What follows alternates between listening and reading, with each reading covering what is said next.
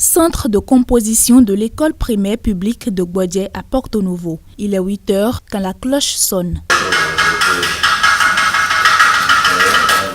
C'est l'heure pour ces candidats d'être officiellement lancés pour la phase écrite de l'examen du premier diplôme académique, le CEP. Pour donner le top des compositions dans la commune de Porto Novo, la première autorité de la ville capitale. Soyez rassurés et concentrez-vous, ça va aller, d'accord? Bonne chance et beaucoup de courage à vous.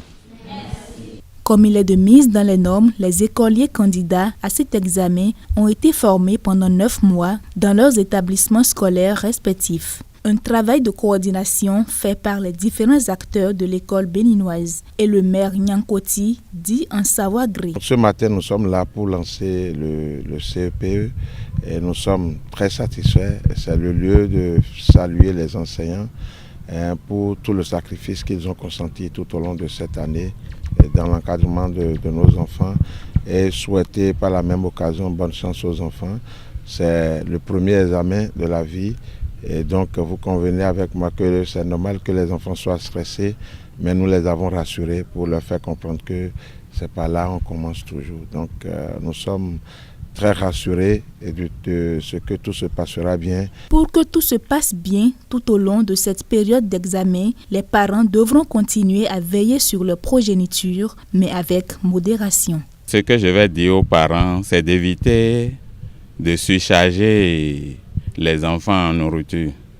Vous allez constater que quand les examens commencent, certains parents deviennent subitement trop disponibles pour les enfants. On les traite comme si c'était un jour extraordinaire, qu'ils continuent à se comporter avec les enfants normalement et qu'ils n'encombrent pas les centres. Les enfants sont avec des enseignants, même si ce ne sont pas les enseignants qu'ils ont toujours vus, ce sont des enseignants qui ont d'autres enfants et qui savent prendre soin de leurs écoliers, de leurs enfants.